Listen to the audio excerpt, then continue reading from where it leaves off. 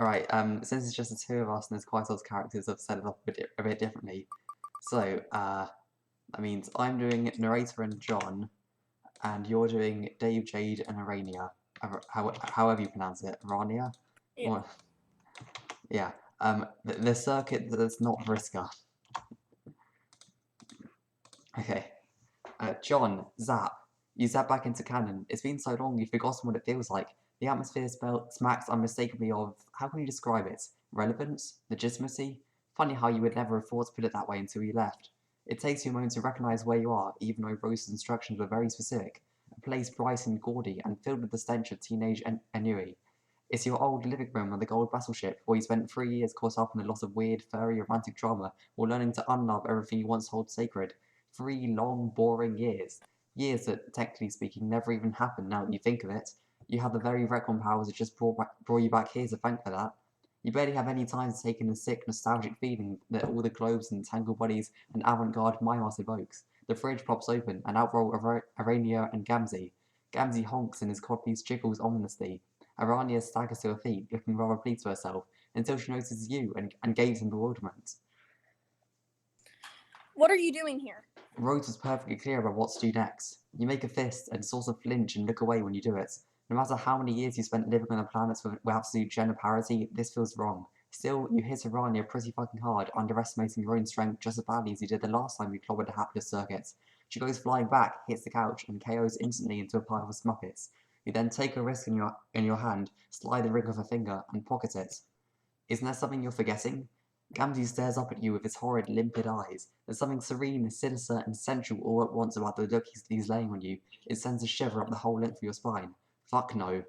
Do everyone a favour and put an end to his preposterous narrative relevance. You wisely decide that this clown will lend nothing valuable to the narrative whatsoever if he is allowed to remain outside of your childhood refrigerator.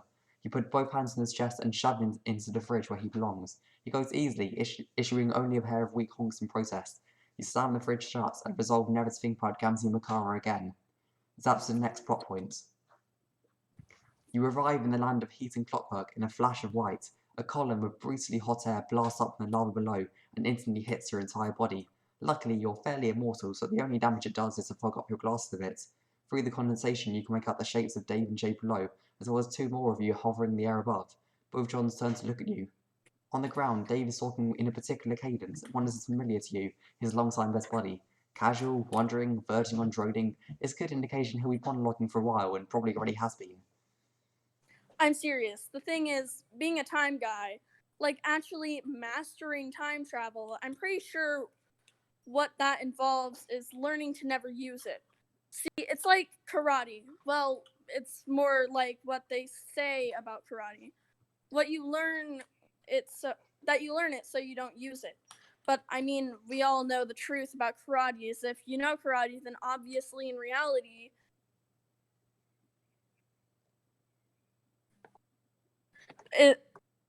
but I mean, we all know the truth about karate is if you know karate, then obviously in reality, you use it all the time.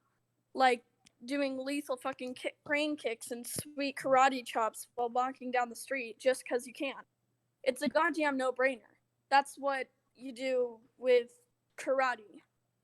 John, what the fuck are you doing here? Or wait, actually, 3 Johns. Hey, 3 Johns, what the fuck are you 3 Johns doing here? It's a fair question, which logically should have been directed to the oldest and most knowledgeable John. Nevertheless, one of the younger Johns replies first. I don't know. John, don't worry about it. I'll take things from here. Johns, don't get me wrong, it's cool that you all randomly dropped by again, but this wasn't really the best time. We were kind of in the middle of a thing here. Whoops, sorry. Actually, I only came in here to sweep in and zap this John away without being seen to recon away the mess I made earlier. I didn't expect to see another John here. Hey, other John, I said I'll handle it. I'm the only one who actually knows what's going on here. God damn it, Johns, what the fuck did you do? Young Dave, please, let me deal with the Johns first and I'll explain. Young Dave? Oh, yeah, why are you a fucking adult now? Did you grow up and start time traveling, dude? Will someone tell me what the fuck is happening? Johns, there's no reason for you to hang around anymore. Not to sound like a wet blanket, but the things you're trying to accomplish are now useless, so you can just step away and do whatever you want. Useless? Wait. Okay, maybe I shouldn't have said that. I'm sure you can still go and do what I did when I originally did what you're currently trying to do. Jesus, John. In fact, it'll still probably be a very rewarding experience. Some of my best memories happen right after you do what you're about to do next. The point is, you should just go do it so you aren't here anymore. I'm here to make sure some new and different important things happen, and those things don't include you. Oh, okay. The useless John zap away. You sincerely hope they have a beautiful and fulfilling youth.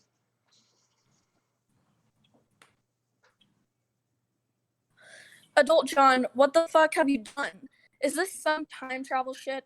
Please don't tell me in the next however many years going through time like this, because TBH, if what I just remotely indicative of shit you get up to on a recurring basis, then your future is on to think about. And this is coming from a teenager who was just in the middle of an angsty episode. It's true. No, Teen Dave, this is not at all representative of my habits as an adult, but thanks to the concern. I'm not time travelling and neither were the other Johns. I use my record abilities to travel here from the future, in a manner of speaking.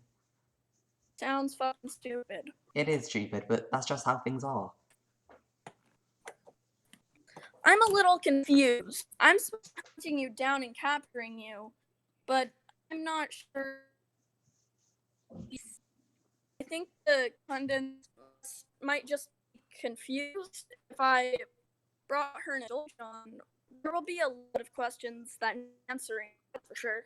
No, you don't need to catch me, and you wouldn't be able to even if you wanted to, since my existence literally transcends the confines of canon. Well, I guess that simplifies things then? Yep, pretty much. In that case, would you mind giving me, Dave, a few minutes to wrap up our conversation? We're sort of in the middle of something important, I think. No, you really weren't. Sorry to be the bearer of lame news like I just was to the other Johns, but whatever you were doing here doesn't matter anymore. Nothing that's happening here matters anymore. This session, this whole takeover by the contest, this isn't how a universe gets made. It's not? No, well, I mean, it is, but it already happened. We already made it. And we've been living in this for years already, from my perspective. Oh, yeah. How is it? Pretty cool. I mean, a little boring at times, but hey, that's life. Yeah, that's about how I. So, what now? If it's all a done deal, like, preemptively speaking, can we all just relax or what? Actually, no. Fuck. Ah, I just realized why she sent me to this point in time to start recruiting you all. What? Who? Rose. Why'd she do that? And what do you mean recruit? What the hell is going on? This is a moment just after you made your legendary Cubal sword. You're going to need it. For what? To gunfight Lord English and me. Dave's eyebrows descend beneath his sunglasses. You feel pretty bad because you're about to completely circumvent the life-changing epiphany he's just had that you know for a fact will make him a happier, chiller, and altogether more well-balanced human being. Oh shit. What? John, he's not going to fight Lord English just yet. He is staying right here. Old lady's orders. Actually, yes he is, and so are you. We all are. OMG, how dare you? Jade, you're brainwashed. Sorry, but nothing you're saying now means anything. It's fine though, you'll stop being brainwashed once I zap you outside the influence of the contest. You're not zapping me anywhere. Haha, yes I am. Watch this. I zap Grimrock Jade out of there. He sets a hand on Jade's shoulder and zap her off to a better place. Then you touch down on the concrete surface where the whole pointless confrontation was taking place, so you can talk Dave around whatever it is he's going through right now. Dave, like his exo-sister, really needs to get into an absurd amount of extraneous words before he can fully process the situation. The mayor tips his head at you and fiddles with his sash. God damn you, Mr. Mayor. So, what do we do next? Well, I'll leave you to hang out with Jade for a bit while I go round up the others.